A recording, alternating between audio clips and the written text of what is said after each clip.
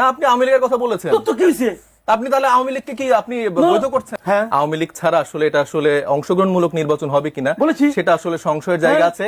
মাসুদ কামালরা ঠিকঠাক ভাবে বসে এখন আওয়ামী লীগের বৈধতা উৎপাদন করতে পারে। আপনার গত 5 আগস্টের পর থেকে হাসিনার পক্ষে আমি একটা শব্দ উচ্চারণ করছি, একটা শব্দ। আপনি গতকালকেই আপনার নিজের যে কি বলছি বলেন? ইউটিউব চ্যানেল বলেন, সেখানে কি আপনি বলছি? বলেছেন মানবাধিকার সংস্থার উল্লেখ করে আপনি প্রসঙ্গ উল্লেখ করেছেন যে একটি নির্বাচন হতে যাচ্ছে, সেখানে আওয়ামী লীগ থাকবে কিনা এটা শিওর না। হ্যাঁ। আওয়ামী লীগ ছাড়া আসলে এটা আসলে অংশগ্রহণমূলক নির্বাচন হবে কিনা বলেছি। সেটা আসলে সংশয়ের জায়গা আছে। এবং আপনি আরো এটা হাসিনা বলেছেন আসলে কোত্থেকে?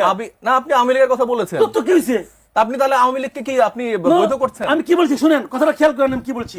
এবং কথাটা আপনি বুঝতে হবে বলেছেন আপনাদের। যে আপনারা যেটা করতেছেন, ইউনূস সরকার ঠিক হাসিনা সরকারের মতোই কার্যক্রম অবশ্যই করতেছে। তার মানে আপনি বলতে যাচ্ছেন যে ইউনূস সরকার হাসিনার মতোই করতেছে। আওয়ামী লীগ এটা যে তো আমার কথা রাজনৈতিক না। দল হিসেবে একটা মানে সন্ত্রাসী সংগঠন, ভাইরে, এটাকে আপনি বৈধতা আপনাদের দিতে জিনিসটা যাচ্ছেন বুঝতে না। হবে। ইউনূস সরকার যা করতেছে সেটা যে হাসিনার মতো আগের সরকারের মতোই হচ্ছে, এটা তো আমি বলি নাই, এটা হিউম্যান রাইটস ওয়াচ বলছে। এই যে এটাই হচ্ছে মজার ফ্যাক্ট। এখন Human Rights Watch নিজে কোনো বলবে, কিছু বলছেন ওরা আপনাদের না, পছন্দ হবে না। কিন্তু মাসুদ কামালরা এখনো ঠিকঠাক ভাবে বসে এখন আওয়ামী লীগের বৈধতা উৎপাদন করতে পারে। আপনার মনে রাখতে হবে আওয়ামী লীগ সরকার শুধুমাত্র আওয়ামী লীগের জন্যই এতদিন মানে শাসন করতে পারেনি।